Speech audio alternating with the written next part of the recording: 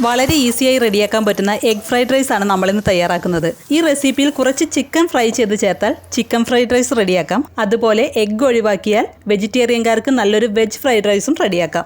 ആദ്യം തന്നെ നമുക്ക് ഫ്രൈഡ് റൈസിനുള്ള റൈസ് റെഡിയാക്കാം. 6 കപ്പ് വെള്ളം തിളപ്പിക്കണം. 2 കപ്പ് അരിയാണ് ഉപയോഗിക്കുന്നത്. അതിലേക്ക് ഉപ്പ് ചേർത്ത് കൊടുക്കണം. വെള്ളത്തിന്റെ പാകത്തിനേക്കാൾ കുറച്ച് മുന്നിൽ ഉപ്പ് നിൽക്കണം. ഇനി വെള്ളത്തിലേക്ക് ചെറിയ പീസ് ചെറുനാരങ്ങ പിഴിഞ്ഞൊഴിക്കണം. 1 ടീസ്പൂൺ ഓയിൽ കൂടി ഒഴിച്ചു കൊടുക്കാം. ഇനി വെള്ളം നന്നായി തിളച്ച് വരുമ്പോൾ അരി ആഡ് ചെയ്യാം.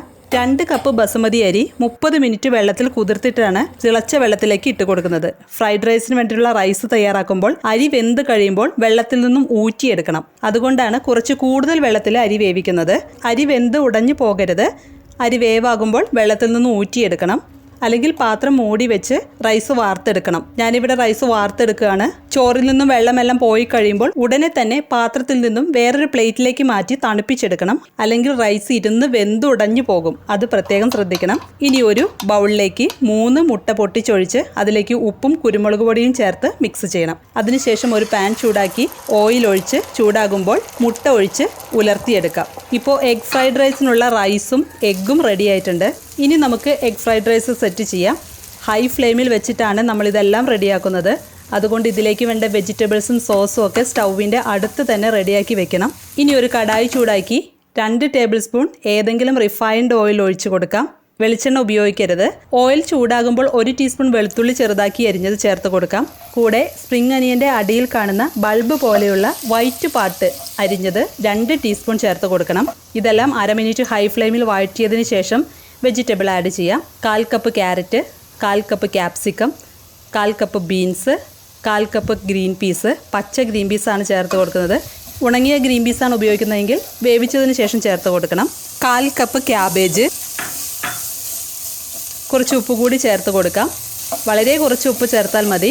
ഇതെല്ലാം ഇനി ഹൈ ഫ്ലെയിമിൽ 1 മിനിറ്റ് വഴറ്റിയതിന് ശേഷം ഇതിലേക്ക് 1/2 ടീസ്പൂൺ സോയ് സോസ് ഒഴിച്ചു കൊടുക്കണം.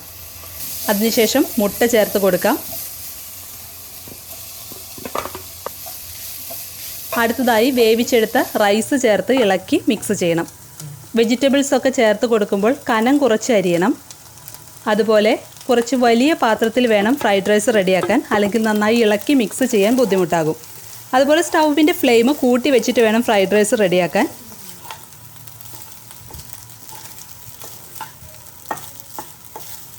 അര ടേബിൾ സ്പൂൺ കുരുമുളക് പൊടി ചേർത്ത് കൊടുത്ത് നന്നായിട്ട് മിക്സ് ചെയ്യണം.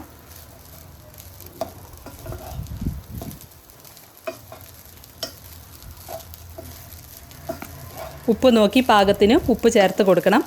അതുപോലെ 1 ടീസ്പൂൺ പഞ്ചസാര കൂടി ചേർത്ത് കൊടുക്കണം. വളരെ ഇമ്പോർട്ടൻ്റ് ആണ് പഞ്ചസാര. ഇത് ചേർത്ത് കൊടുക്കാൻ മറക്കരുത്. ഈ സമയത്ത് വേണമെന്നുണ്ടെങ്കിൽ അജിനോമോട്ടോ ഒരു നുള്ള് ആഡ് ചെയ്യാം.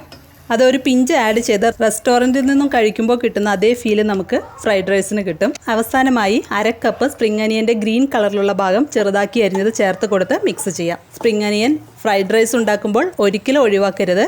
ഇനി നന്നായിട്ട് ഇളക്കി മിക്സ് ചെയ്ത് സ്റ്റവ് ഓഫ് ചെയ്യാം. എഗ് ഫ്രൈഡ് റൈസ് റെഡി ആയിട്ടുണ്ട്. ഫ്രൈഡ് റൈസൊക്കെ കഴിക്കുമ്പോൾ ചൂടോടുകൂടി കഴിക്കണം. എല്ലാവരും തയ്യാറാക്കി നോക്കി അഭിപ്രായങ്ങളും നിർദ്ദേശങ്ങളും കമൻറ്റ് ചെയ്യണം. അതുപോലെ വീഡിയോ ഇഷ്ടമായാൽ ലൈക്ക് ബട്ടൺ പ്രസ് ചെയ്ത് ഷെയർ ചെയ്യാൻ മറക്കരുത്. അപ്പോൾ പുതിയൊരു വീഡിയോയുമായിട്ട് നമുക്ക് വീണ്ടും കാണാം. താങ്ക്